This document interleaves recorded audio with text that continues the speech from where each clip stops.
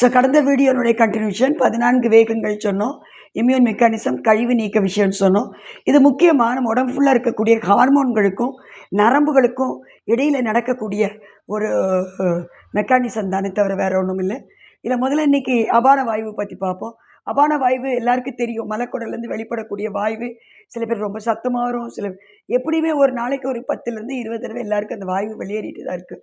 So அப்படி வெளியேறக்கூடிய வாயு நாற்றம் உள்ளதாகவோ இல்லை அதிக சத்தமாகவோ ரொம்ப அடிக்கடி 20 அடிக்கு மேலே அடிக்கடி வரதாகவோ இருந்தால் கண்டிப்பாக இந்த அபான வாயு சம்மந்தப்பட்ட உறுப்புகள், பெருங்குடல், சிறுகுடல், மலைக்குடல், ஜீரண உறுப்புகள், கழிவு மண்டலம் இதெல்லாமே கண்டிப்பாக பாதிக்கப்பட்டிருக்குது.